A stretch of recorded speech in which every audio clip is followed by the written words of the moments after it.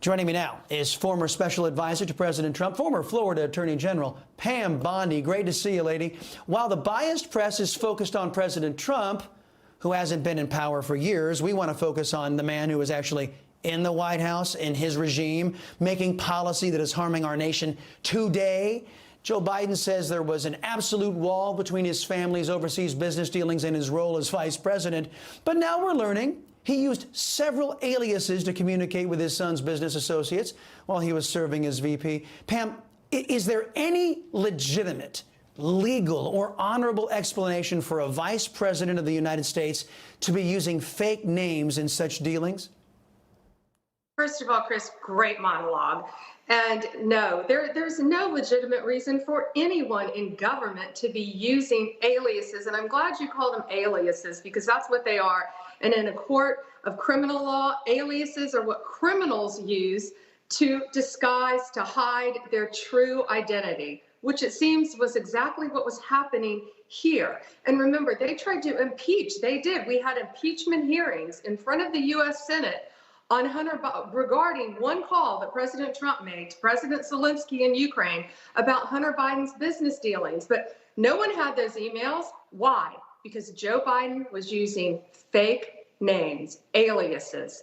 So and it's a shame for our country. And it turns out that President Trump was correct in telling Mr. Zelensky that he ought to be aware of what was going on. This follows U.S. Attorney David Weiss taking the 5-month Hunter Biden probe and then dragging it out into an absurd 5-year investigation farce. And it appears to be no coincidence that the statute of limitations for Hunter's felony gun charge set to expire this October 12th. Pam, isn't this proof positive that Weiss is there as a protective measure for Joe Biden and his family and not to make sure that justice is done for the American people? You know, as a career prosecutor, I can tell you I have never seen anything like this in any of these cases, of course. But with Hunter Biden, you know, the IRS whistleblowers told Congress that the IRS wanted to charge Hunter Biden with 6 felonies, yet they only charge him with the misdemeanors, and they give him an unprecedented blanket immunity plea deal in an intervention program. And the terms of that were buried deep in this pretrial agreement, meaning if he completed the minor terms of it, the charges would be dismissed and could never be resurrected, which included the blanket immunity for so many other potential crimes. So the judge in this case discovered it. Thank goodness for a good judge in that case.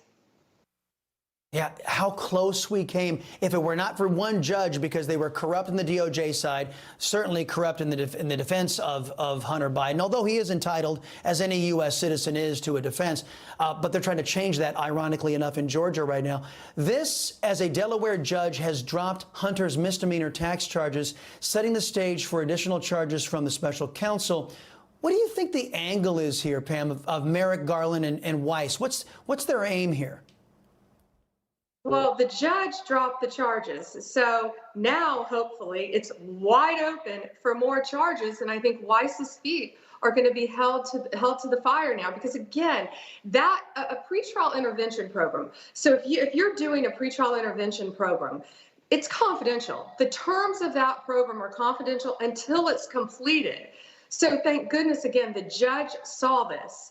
So now let's see what happens. You know, it's all out in the open, what was happening with Weiss, the special counsel, and the defense attorney. And remember, when the judge asked Weiss, have you ever seen anything like this before? His response was, no, Your Honor. No, that's right. In the meantime, Democrats are working overtime to weaponize the justice system against President Trump. Trump lawyers are requesting a trial date for April 2026 in Georgia's case there, countering the DOJ's recommendation for the trial to be held next year ahead of the 2024 election.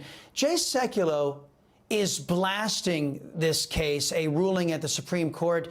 He's saying that it allowed these DAs around the country to be weaponized, allowing the act of an attorney representing a client to be declared illegal. If this goes unchallenged, Jay Sekulow says America is finished. Is he right? Jay is a brilliant lawyer and a dear friend. And yes, and we're seeing this, we've been talking about this for a long time at America First Policy Institute, saying they are weaponizing these district attorneys around the country. We're seeing it in Florida, and now we're seeing it firsthand in Georgia.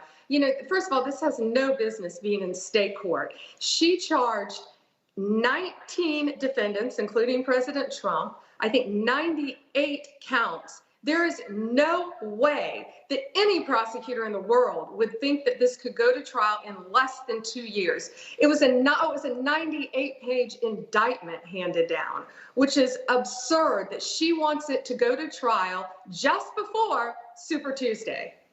Talk about interference with an election, right, Chris? The timing no kidding. Absolutely. Outrageous. Absolutely, it stinks. It reeks of election interference. You've got Newt Gingrich out there saying that he has heard secondhand information that some phone calls were made down to that DA, and she was actually asked about communications she had with the feds, and she said she wasn't going to discuss it. I'll bet she's not. Pam Bondi, thank you very much. Appreciate the time, lady.